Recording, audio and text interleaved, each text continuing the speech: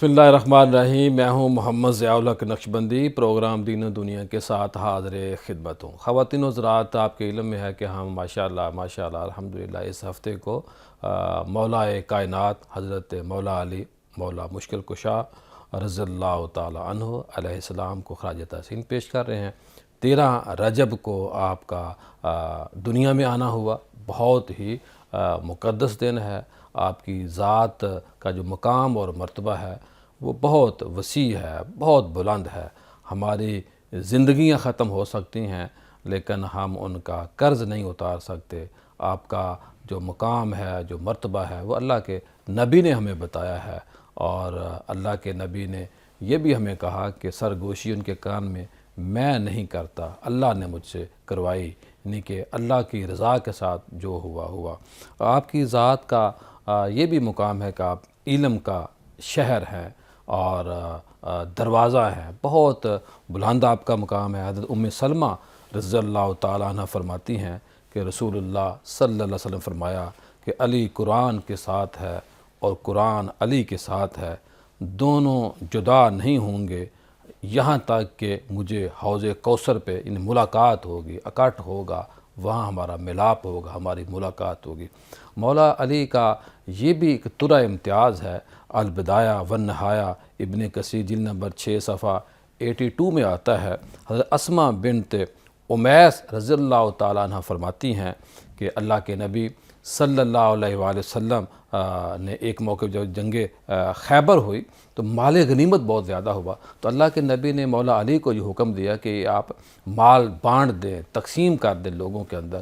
مال بہت زیادہ تھا، اس پہ ٹائم لگ گیا، اور اللہ کے نبی نے مولا علی سے پوچھا، اے علی آپ نے نماز عصر پڑھ لی ہے؟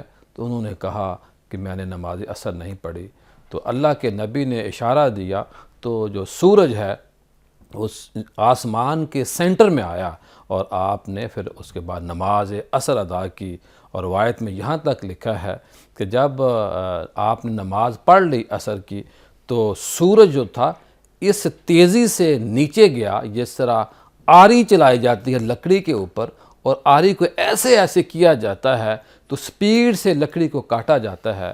تو حضرت اسماء بنت امیس فرماتی ہیں کہ اس طرح میں نے دیکھا جیسے لکڑی کاٹتے ہو آری کی آواز آتی ہے، اس طرح تیزی کے ساتھ جب مولا علی نے نماز عصر پڑھ لی تو سورج غروب ہو گیا۔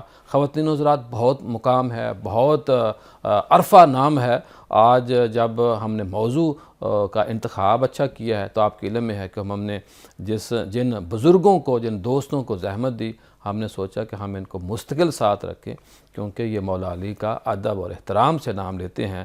میرے ساتھ موجود ہیں حضرت پیر خواجہ محمد سلیمان قمر قادری، آپ سجادہ نشین ہیں آستانہ عالیہ مانی شریف جو ڈسٹرکٹ جنگ کے اندر واقع ہے۔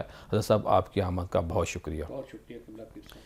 ان کے ساتھ موجود ہے حضرت پیر خواجہ اسرار الحق فخری صاحب، آپ نظامی بھی ہیں، چشتی بھی ہیں، قادری بھی ہیں، ساری نسبتیں ان کے پاس ہیں، اور ماشاءاللہ آپ حضرت خواجہ فخر جہاں دہلوی کے خاندان کے چشم و چراغ ہیں اور ان کے نام کو روشن کر رہے ہیں۔ پیر صاحب آپ کی آمد کا بہت شکریہ۔ بہت شکریہ۔ ان کے ساتھ موجود ہیں ماشاءاللہ حضرت مفتی شاہد محمود مدنی صاحب، آپ چیئرمین ہیں کنز الایمان بیکن سکول کے۔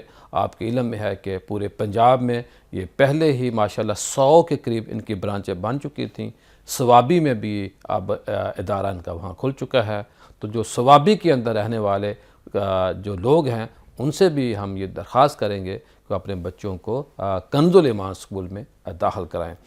پیر صاحب کیا فرمائیں گے آج کے موضوع کے حوالے سے؟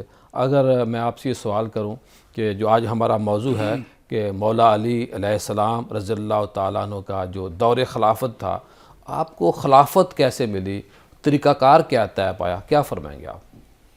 بسم اللہ الرحمن الرحیم۔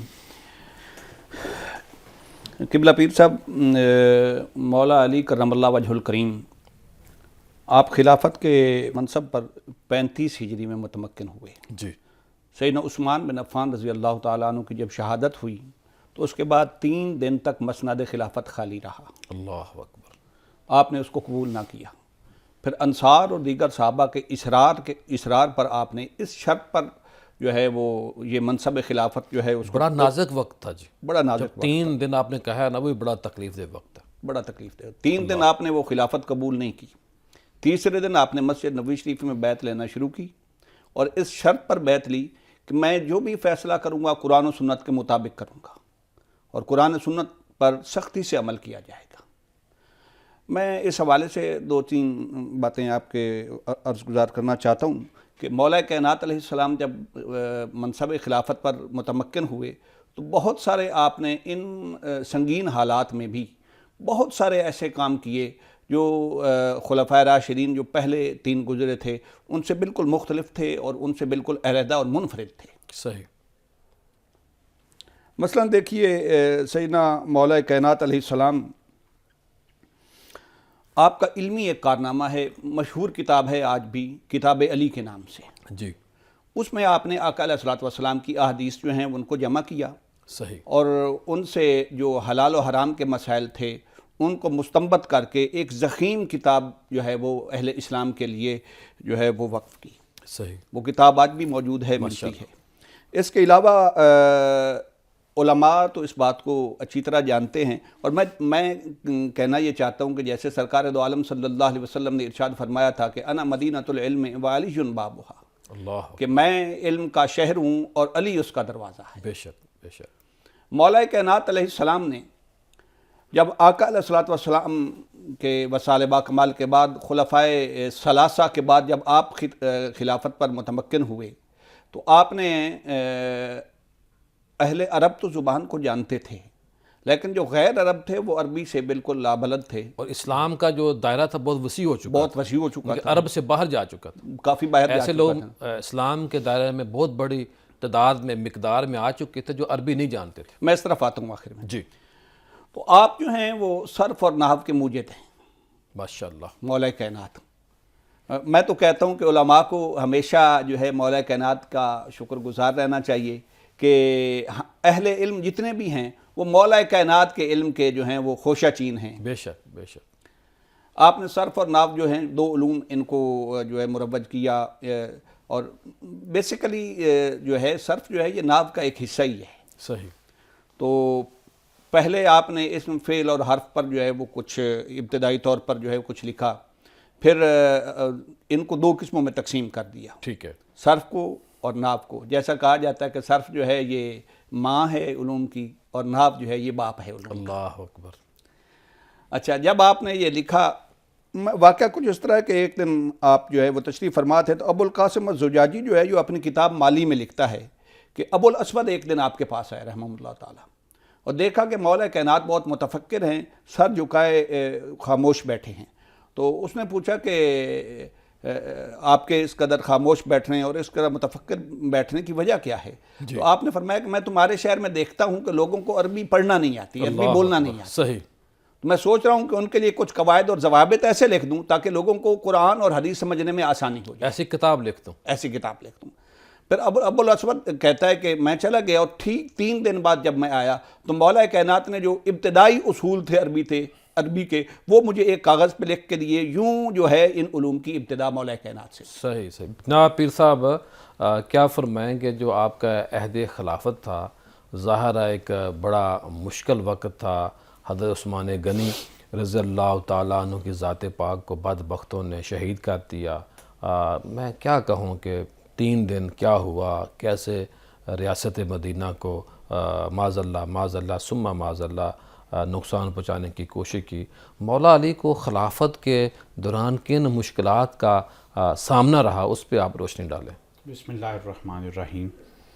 پھر صاحب جب تک ہم رسول اللہ صلی اللہ علیہ وآلہ وسلم کے زندگی مطہرہ، جناب صدیق اکبر رضی اللہ تعالیٰ عنہ، جناب عمر فاروق رضی اللہ تعالیٰ عنہ اور ان کی فتوحات پہ توجہ نہیں کریں گے تب تک ہمیں دور خلافت حضرت علی کرم اللہ وجہہ کی مشکلات سمجھ نہیں آئیں گی. رسول اللہ صلی اللہ علیہ وآلہ وسلم کے زمانے میں تمام کے تمام جو بادشاہان وقت تھے ان کو خطوط لکھے گئے، اسلام کی دعوت دی گئی. جب وہ لوگ اسلام میں داخل نہیں ہوئے اور حضرت عمر فاروق رضی اللہ تعالیٰ عنہ نے تمام علاقوں کو فتح کیا، کیسر و کسریٰ کے محلات کو فتح کیا اور پورا جو عرض زمین پہ جتنے طاقتور قومیں تھیں مسلمان اور اسلام ان پر جب غالب آ گیا تو یقیناً وہ لوگ جو صدیوں سے حکمرانی کر رہے تھے وہ ان مسلمانوں کے ہاتھوں ڈھیر ہوتے چلے گئے. جی. جو کام صدیوں پر محیط تھا وہ دنوں میں ان محلات کو جناب فاروق اعظم نے رسول اللہ صلی اللہ علیہ وآلہ وسلم کی تعلیمات کے مطابق ان کو گرا دیا. صحیح. اس کے بعد اس تسلسل میں جناب عثمان غنی رضی اللہ تعالیٰ عنہ کا دور خلافت آیا. وہ لوگ جو ڈھیر ہوئے جناب فاروق اعظم رضی اللہ تعالیٰ عنہ کی طاقت کے آگے، انہوں نے دوبارہ یکجا ہو کے مسلمانوں کے اور اسلام کے خلاف کابشوں کا آغاز کیا. خارجی سوچ اپروچ تھی. وہ انہوں نے خارجی سوچ اپروچ کو اکٹھا کیا اور انہوں نے ایک پوری موومنٹ چلائی جس کو حضرت عثمان غنی رضی اللہ تعالیٰ عنہ فیس کرتے رہے اور جس کے عروج کا وقت جناب عثمان غنی کی شہادت ہے. میں یہ سمجھتا ہوں کہ جو کربلا کا واقعہ ہے اس کی ابتدا ابن ملجم کے ہاتھوں جناب عمر فاروق رضی اللہ تعالیٰ عنہ کی شہادت سے ہو گیا. صحیح. وہ ہستی جس نے اس پورے خلافت کے نظام کو مضبوط و مربوط کیا اور اس دائرہ اسلام اور سلطنت اسلامیہ کو زمین کے کونے کونے تک پہنچا دیا. وہاں سے ان سازشی عناصر نے مختلف علاقوں میں جمع ہو کے جناب عثمان غنی رضی اللہ تعالیٰ عنہ کو اور بالآخر ان کو شہید کیا. اور اس پرفتن دور میں اور اس پرفتن اجتماع کو فیس کرنا پڑا جناب علی کرم اللہ وجہہ کو. آپ نے نہ صرف علمی میدان میں آپ نے عقیدے کو اور ایمان کو مجتمع کر کے اس امت محمدیہ صلی اللہ علیہ وآلہ وسلم کو جمع کیا. صحیح. آپ نے فکری انتشار، آپ نے علمی انتشار اور آپ نے قرآن و حدیث کے خلاف جو ان کی موومنٹس تھیں، کبھی اللہ کے نام پر جمع ہونے کے لیے، کبھی وہ شخصیت پرستی کے خلاف کام کرتے تھے تاکہ شخصیات جو اسلام کی روشن ستاروں کی طرح ہیں جیسے جناب ابو بکر، عمر و عثمان و خود علی کرم اللہ وجہہ، ان تمام کے تمام ان کے جو کاوشیں تھیں ان کو ضبط، صبر، برداشت اور ان میں اتحاد پیدا کرنے کی کاوشوں کے ساتھ آپ نے اپنے دور خلافت کو چلایا. اور اسی کاوشوں کی اور انہی سازشوں کے خلاف کام کرتے کرتے آپ نے خود جام شہادت نوش کیا.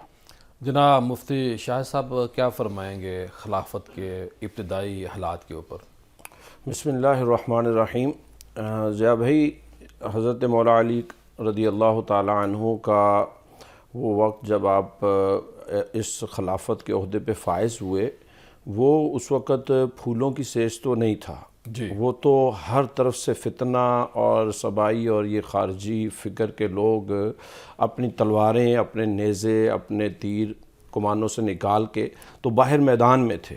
اور یہ وقت تھا کہ جس میں امت پر ایک انتہائی کڑا وقت آ چکا تھا. پہل اس حالات کو پیش نظر رکھتے ہوئے حضرت علی رضی اللہ تعالیٰ عنہ نے خلافت سے اپنے آپ کو دور رکھنا چاہا. اسی وجہ سے 3 دن تک عہدہ خلافت خالی رہا. صحیح. اور پھر جب کبار صحابہ کرام نے آپ کو اچھی طرح اور بار بار اصرار کر کے مجبور کیا تو آپ نے خلافت کو جب قبول کیا تو وہ قبول کرنا یہ اصل میں اسلام کی حقانیت اور اسلام کا جو بظاہر انتشار کا معاملہ تھا اس کو کنٹرول کرنے کے لیے تھا. تو آپ کا خلافت میں متمکن ہونا یہ اسلام کے عروج کے لیے تھا کہ کہیں انتشار کا شرازہ اور اسلام کا شرازہ یہ بکھر نہ جائے. حضرت علی رضی اللہ تعالیٰ عنہ کو سب سے پہلے جو بڑا چیلنج درپیش تھا وہ تھا کہ ان خارجی فکر کا جواب کیسے دیا جائے. تو اس کے لیے آپ نے پوری حکمت عملی ترتیب دی اور آپ سے ہر دوسرا انسان یہ مطالبہ کر رہا تھا کہ حضرت عثمان غنی رضی اللہ تعالیٰ عنہ کے خون کا قصاص کیسے لیا جائے گا اور کب لیا جائے گا. تو آپ نے پوری حکمت عملی ترتیب دی اور آپ نے سب کو قائل کرنا چاہا کہ ابھی اس وقت سازشی عناصر اتنے طاقت میں ہے کہ ہم سب مدینے میں موجود تھے اور ان خارجیوں نے، ان بلوائیوں نے حضرت عثمان غنی رضی اللہ تعالیٰ عنہ کو شہید کر دیا. لہٰذا ان کی طاقت کو توڑنے کے لیے پہلے ہمیں اپنی طاقت کو مجتمع کرنا ہوگا. اللہ. اور یہ دور اس وقت کیونکہ ٹائم جو ہے وہ حج کا تھا اور کبار صحابہ کافی سارے اور امہات المومنین حج پہ گئی ہوئی تھیں، تو یہ جو خارجی فکر کے لوگ تھے اب یہ کبھی نہیں چاہتے تھے کہ حضرت علی رضی اللہ تعالیٰ عنہ طاقتور ہوں. اور کس وقت آپ کو شہید کیا گیا خلیفہ سوم کو؟ کہ جب حج ہو رہا ہے انہیں پتہ ہے کہ بھئی جو بڑے صحابہ ہیں، جو جید صحابہ ہیں، وہ تو مدینہ کے اندر موجود نہیں ہیں. جی اسی وجہ سے اب کیونکہ طاقت بظاہر تقسیم ہوئی تھی تو اس وقت کا انہوں نے انتخاب کیا، اور جب یہ بات پھیل گئی تو اب انہی خارجیوں نے چیمگوئیاں پھیلا دیں، افواہیں پھیلا دیں کہ کسی نے کہا حضرت مولا علی تو قصاص لے نہیں رہے اور لینا نہیں چاہتے، تو یہ غلط فکر جو ہے اتنی آگے بڑھی کہ جس کے نتیجے میں بظاہر اختلاف بڑھتا گیا، اور وہ بڑھتے ہوئے اختلاف کو میں سمجھتا ہوں کہ آج 21ویں صدی میں ہم جب پہنچے ہوئے ہیں تو آج کے دور میں اتنی ترقی اور سب کچھ ہونے کے باوجود میں سمجھتا ہوں اگر یہی مسائل آتے تو کیا وہ جناب حضرت علی المرتضیٰ رضی اللہ تعالیٰ عنہ جیسی فکر کے ساتھ اس کو ہینڈل کر سکتا ہے؟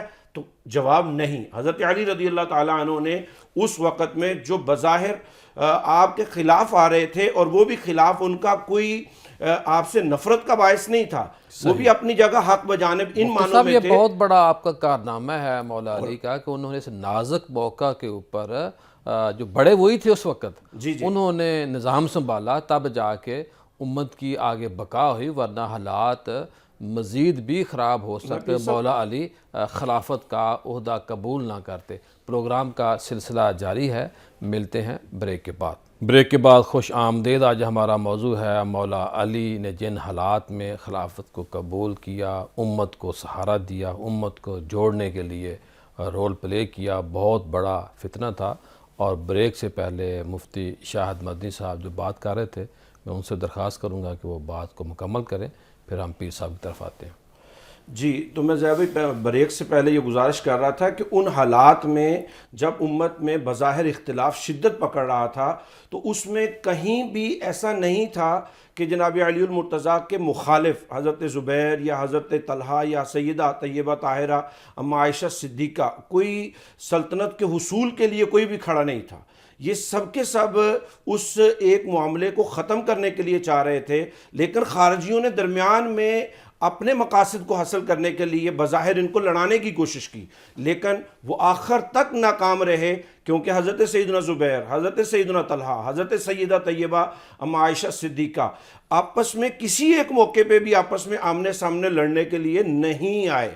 اس کا مطلب یہ ہوا کہ جنگ جمل ہوئی یا اس کے معاملات میں جتنے معاملات آئے، یہ خارجیوں کی پلاننگ کے ساتھ دونوں طرف کی افواج کے اندر یہ لوگ شامل تھے، اور ان لوگوں نے ان کو ایسے ہینڈل کیا کہ جس سے جنگ کا ماحول بن گیا اور اسلام میں نقصان کا باعث بنا۔ حضرت مولا علی رضی اللہ تعالیٰ عنہ اگر سمجھتے کہ یہ حق پہ نہیں ہے تو پھر جب آپ یہ جنگ کا ماحول ختم ہوا تو آپ بصرہ کے اندر قائم وہاں ٹھہرے ہیں، تو آپ نے دونوں گروپ کے ساتھی جو فوت ہوئے ہیں، شہید ہوئے ہیں، ان کے جنازے پڑھے اور پڑھائے، اور سیدہ عائشہ صدیقہ رضی اللہ تعالیٰ عنہ نے اس وقت بھی آخر میں یہی کہا کہ میں حضرت علی کو حق پہ سمجھتی ہوں۔ بڑے مدلل انداز آپ نے سمجھا دیا ہمیں۔ پھر سب کیا فرمائیں گے دور حکومت کے حوالے سے؟ بات تو پیر صاحب نے بھی پہلے بھی کی، مفتی صاحب بھی بات کر رہے تھے، آپ بات کو آگے کیسے بڑھائیں گے؟ میں دو جمل میں مفتی صاحب کی بات کے ساتھ جو ہے اپنا تسلسل جوڑ کے کنٹینیو کرنا چاہتا ہوں۔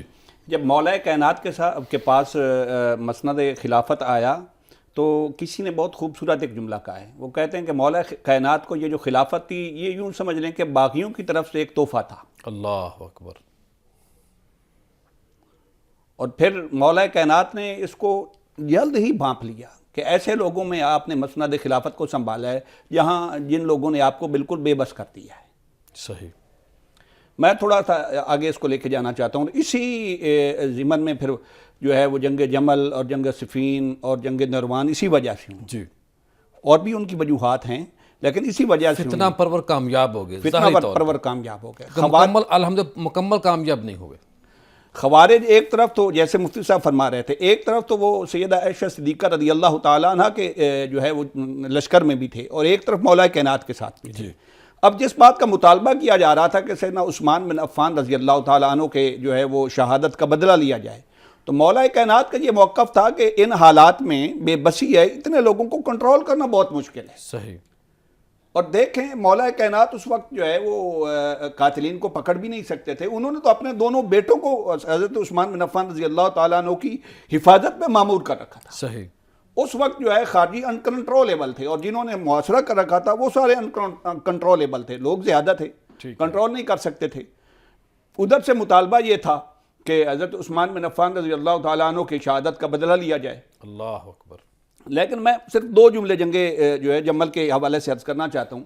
جب جنگ جمل ہونے لگی تو مولا کائنات علیہ السلام نے اپنے لشکر کو ارشاد فرمایا کہ کسی مسلمان کا خون نہیں بہایا جائے گا اس طرح. اللہ تلوار نہ اٹھانے والے کے ساتھ زیادتی نہیں کی جائے گی. لڑائی کی ابتدا کرنے والے اگر لڑائی کی ابتدا کی جائے گی تو اس کا جواب دیا جائے گا. صحیح. اگر وہ حملہ نہیں کریں گے تو حملہ نہیں کیا جائے گا. صحیح. اور اسٹریٹجی یہ بنائی کہ آپ نے اپنے چند احباب کو کہہ کر سیدہ طیبہ سیدہ عائشہ صدیقہ رضی اللہ تعالی عنہا کو جو ہے مقید محصور کر کے باعزت اور احترام اور عزت کے ساتھ واپس مدینہ بھیجا. اللہ اکبر اللہ اکبر اللہ. اسی طرح آپ جنگ صفین کو دیکھ لیں، ادھر بھی یہی مطالبہ تھا. بنو امیہ کے کچھ لوگ مل گئے اور ان کا مطالبہ یہ تھا کہ حضرت عثمان بن عفان کا بدلہ لیا جائے، اور پھر اس کو اس شدت کے ساتھ لیا گیا کہ آپ کا جو ہے وہ خون آلود قمیض جو ہے وہ بازار میں لٹکایا گیا. حضرت نیلہ رضی اللہ تعالیٰ عنہ کی انگلیاں مبارک جو کٹی تھیں ان کو لٹکایا گیا. تو لوگوں میں اشتعال پیدا ہو گیا. اب ادھر یہ پوزیشن تھی، میں پہلے عرض کر چکا ہوں کہ اس وقت تو ان کو پکڑا نہیں جا سکتا تھا جو حالات تھے. مولا کائنات کا یہ موقف تھا کہ پہلے ان کو کنٹرول کر لیا جائے پھر ان کو سزا دی جائے گی. صحیح.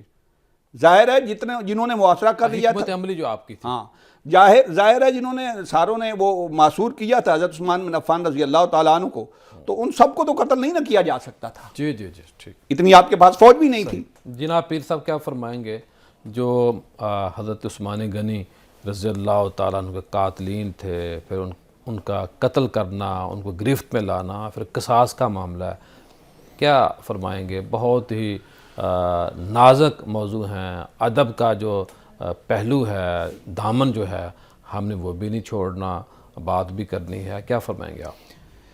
اس میں مختصراً آپ کی خدمت میں یہ عرض کروں گا کہ میں نے جیسے اپنے پچھلے سوال کے جواب میں آپ کو پیش کیا کہ یہ ایک تسلسل کا نام ہے.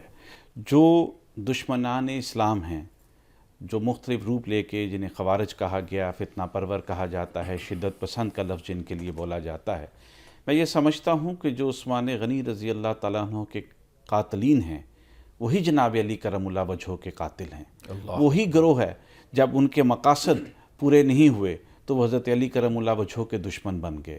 وہی گروہ مختلف روپ دھار کے، مختلف فکر کے ساتھ صاحب وہ بھی دیکھیں نا، وہ بھی پورا خاندان ہے. خارجی جو سوچ ہے وہ خاندان چلا آ رہا ہے فتنہ پرور، اور ادھر میرے کریم آقا کا جو خاندان ہے، جو میرے آقا کریم کے گھر والے ہیں، جو میرے آقا کریم کے صحابہ ہیں، وہ بھی یعنی کہ 3 صحابہ جو ہیں وہ شہید ہوتے ہیں. فتنہ پرور فتنے میں لگے رہتے ہیں اور قربانیاں دینے والے قربانی میں لگے رہتے ہیں. اور خاندان نے رسول اللہ صلی اللہ علیہ وآلہ وسلم تو ایک مقصد کے تحت ہے. وہ مقصد جس مقصد کے لیے اللہ رب العزت نے رسول اللہ صلی اللہ علیہ وآلہ وسلم کو مبعوث کیا، اس مشن کو لے کے چلنے والے ہیں. اور خوارج وہ ہیں اور دشمنان اسلام وہ ہیں جو اس مشن، اس مقصد اور حضور صلی اللہ علیہ وآلہ وسلم کے لائے ہوئے دین کو خراب کرنا چاہتے ہیں، اور اس پر پے در پہ قربانیاں صحابہ اکرام رضوان اللہ اجمعین اور اہل بیت مصطفیٰ صلی اللہ علیہ وآلہ وسلم دیتے چلے آ رہے ہیں. میں نے عرض کیا کہ وہ جو تسلسل ہے ہمیں اس کو انڈرسٹینڈ کرنے کی ضرورت ہے. آج جیسے قبلہ پیر صاحب نے فرمایا کہ حضرت علی کرم اللہ وجہہ فوری طور پر ان قاتلین کو گرفتار نہ کر پائے، ان کے خلاف ایکٹ نہ کر سکے. آپ کی حکمت عملی یقیناً بڑی صائب تھی، لیکن جو سمجھنے والی چیز ہے کہ اگر اس تسلسل کو دیکھا جائے، انہی لوگوں نے حضرت علی کرم اللہ وجہہ کو مختلف مسائل میں اور ان کے دور خلافت میں ان کو پھنسائے رکھا، اور جب انہوں نے دیکھا کہ اب ان کے مقاصد حل نہیں ہو رہے تو بالآخر انہوں نے ایک فیصلہ کر لیا. جناب مفتی شاہ صاحب کیا فرمائیں گے؟ مولا علی کا جو طریقہ کار تھا بیعت لینے کا، جو شرائط، جو معاملات، جو حکمت عملی مولا علی نے اختیار کی، اس پہ روشنی ڈالیں.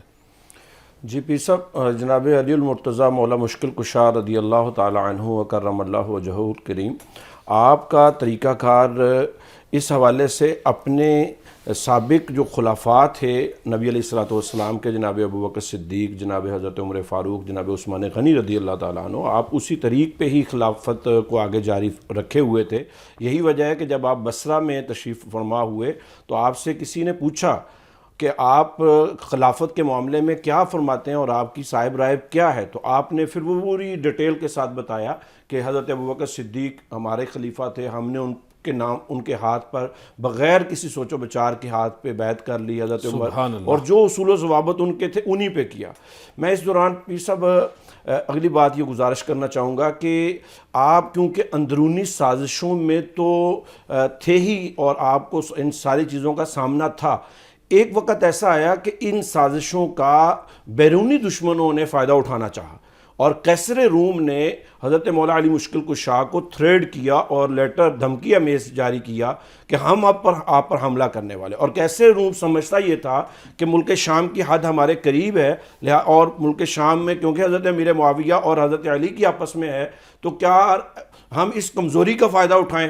تو آپ ذرا اندازہ لگائیں، تاریخ گواہ ہے بغیر کسی اختلاف کے کہ اس دھمکی امیز رویے کا جواب حضرت علی المرتضیٰ رضی اللہ تعالیٰ عنہ نے تو دیا ہی تھا، لیکن کارگر ثابت ہوا حضرت امیر معاویہ کا جواب کہ حضرت امیر معاویہ رضی اللہ تعالیٰ عنہ نے اس کو واپس جو خط لکھا کہ اگر تو نے جناب حضرت علی المرتضیٰ رضی اللہ تعالیٰ عنہ کی خلافت پر حملہ کرنے کی کوشش کی تو حضرت علی کی فوجوں کے سب سے آگے دستہ جو ہوگا وہ امیر معاویہ کا دستہ ہوگا، اللہ، میں آپ کو کسی طرح اجازت نہیں دوں گا کہ آپ اسلام پر حملہ کریں۔ اس کا مطلب یہ ہوا کہ حضرت امیر معاویہ، حضرت علی المرتضیٰ رضی اللہ تعالیٰ عنہ یہ اسلام کے خلاف اٹھنے والی ہر آواز کا جواب تھے۔ صحیح۔ یہ متحد و متفق اپنے اختلاف کے باوجود جو ہے وہ اسلام کی پوری قیادت کو لے کر چل رہے تھے، اور اسی وجہ سے حضرت علی المرتضیٰ رضی اللہ تعالیٰ عنہ پر قیصر روم کو حملہ آور ہونے کی اجازت نہ ملی۔ اور جہاں تک آپ کی سلطنت اور حکومت کا معاملہ تھا سبحان اللہ۔ تو آپ سے کسی نے پوچھا کہ حضور وہ پہلے ادوار کی بنسبت اب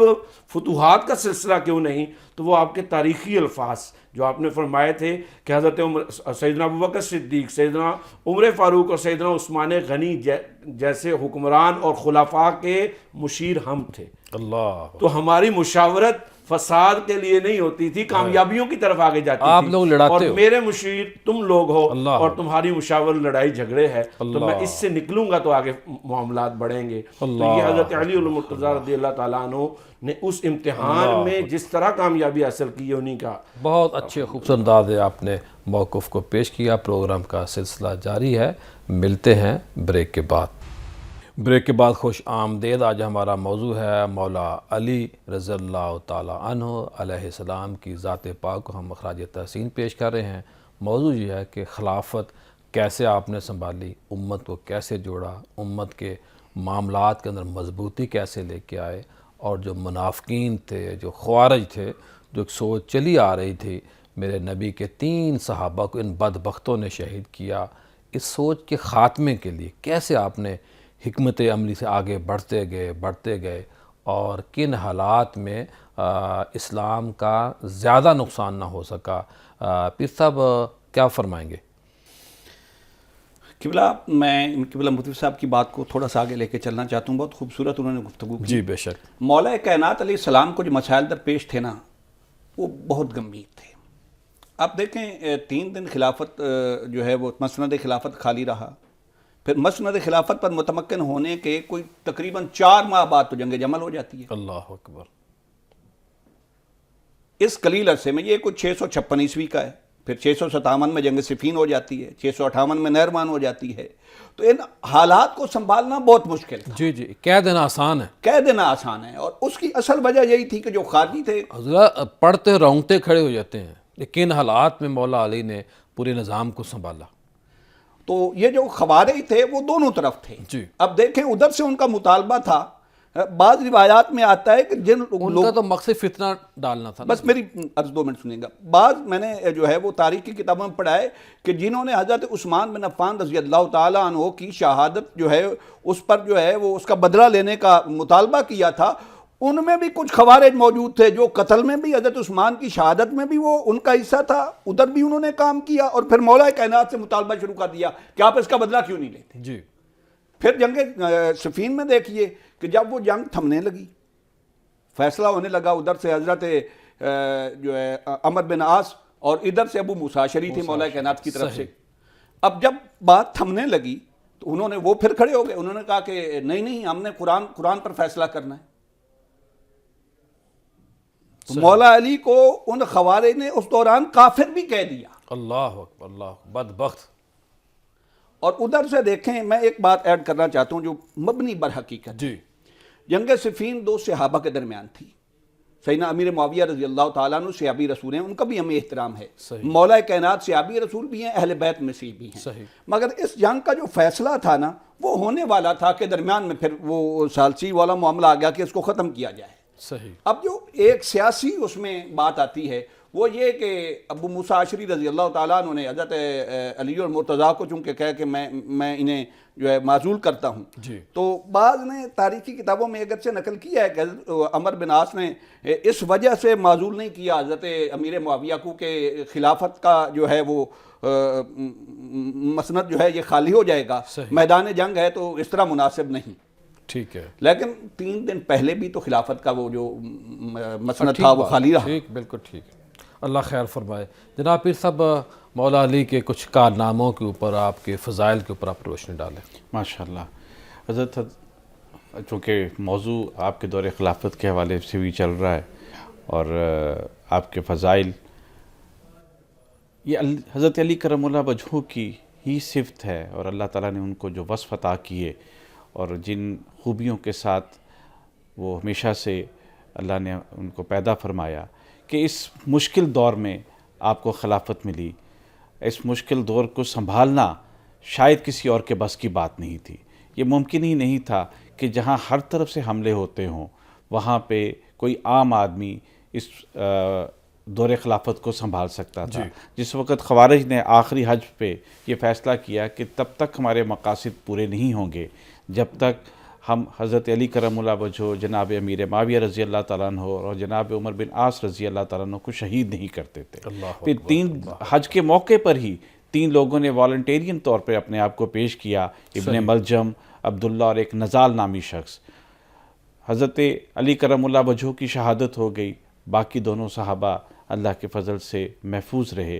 تو مقصد اس سے یہ سمجھ آتا ہے کہ ان کا مقصد نہ کوئی دین تھا نہ کوئی اصلاح تھی. ان کا مقصد صرف اور صرف امت کو منتشر کرنا، تقسیم کرنا اور شرازۂ حکومت کو منتشر کرنا تھا. جب تک وہ شر پھیلاتے رہے، حضرت علی کرم اللہ وجہہ ہر دیوار کو، ہر موقع پہ ان کے آگے سیسا پلائی دیوار کے طور پر کھڑے رہے. ان کے علمی جواب، ان کے فکری جواب اور ان کے جتھوں کو قتل اور ان جتھوں کو منتشر کرتے رہے. جناب مفتی صاحب کیا فرمائیں گے آخر میں؟ پیر صاحب، میں اس آخر میں ایک واقعہ کی طرف اشارہ کروں گا. جب جنگ جمل ختم ہوئی تو حضرت علی المرتضیٰ رضی اللہ تعالیٰ عنہ اما عائشہ صدیقہ کے پاس گئے جہاں آپ تشریف فرما تھیں. آپ سے حال احوال پوچھا اور آپ کی واپسی کے لیے جو انتظامات تھے وہ کرنے تھے. تو آپ کے پاس ایک خاتون تھی جن کا شوہر جو ہے وہ شہید ہو گیا تھا اس جنگ کے دوران. تو وہ حضرت علی رضی اللہ تعالیٰ عنہ پر اعتراض کرنے لگیں کہ علی، کیا آپ اگر آپ کے بچے یتیم ہو جائیں تو آپ کو برداشت ہوگا؟ وہ عورت ایسی تھی کہ جن کا ایک بیٹا سیدہ عائشہ کے ساتھ تھا اور ایک بیٹا حضرت علی المرتضیٰ کے ساتھ تھا. صحیح. 3 دفعہ جب آپ کو طعنہ مارا اور نازیبا الفاظ بولے تو حضرت علی المرتضیٰ رضی اللہ تعالیٰ عنہ خاموش رہے، اگنور کرتے رہے. تو ایک آدمی نے، آپ کے ساتھی نے کہا، آپ اس عورت کو جواب کیوں نہیں دیتے؟ تو اللہ اکبر، حضرت اما عائشہ بھی موجود ہے وہاں پہ. حضرت علی المرتضیٰ فرماتے ہیں ہم وہ صحابہ ہیں جن کو اللہ کے نبی نے کافر عورتوں کو بھی جنگ کے دوران جواب دینے سے منع کیا تھا. تو ہم مومنین اور مومنات کو کیسے انسلٹ اور جواب دے سکتے ہیں؟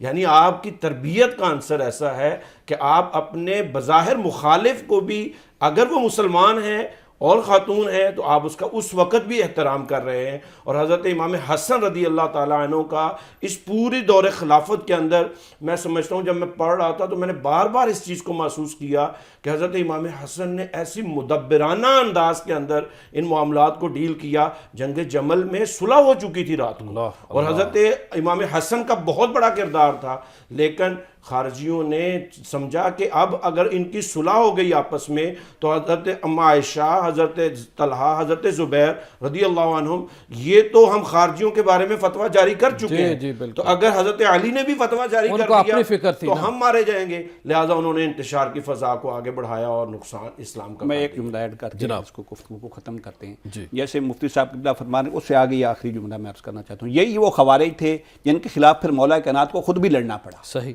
اور 4000 کے قریب تھے، ان میں سے 2800 چلے گئے، اور باقیوں کے خلاف مولا کائنات نے جنگ کی، ان میں سے جتنے زخمی ہوئے مولا کائنات نے ان کا علاج بھی کروایا، ان سے مال نہیں لوٹا گیا، ٹھیک ہے، مگر ان میں سے ہی عبد الرحمن بن بلجم ایک باقی خارجی بچا تھا جس نے مولا کائنات کو خود شہید کیا۔ اللہ، یعنی ان ساری تمام جنگوں میں جو کردار تھا فتنہ کا وہ صرف خوارج کا تھا۔ اللہ، اللہ، اور ایک دو باتیں اور عرض کروں آدھے منٹ میں۔ مختصر جی، مولا کائنات کے تفردات میں سے یہ ہے کہ مولا کائنات نے محصولات جتنے گورنرز کے پاس آتے تھے، پہلے صوبوں کو اختیار تھا لیکن آپ نے اس کو مرکز میں لے آئے، اور وہ جو جتنے محصولات اور ٹیکسز تھے، جتنا خزانہ پڑا تھا حضرت عثمان غنی کے بعد، وہ سب آپ نے عوام الناس میں تقسیم کر دیا۔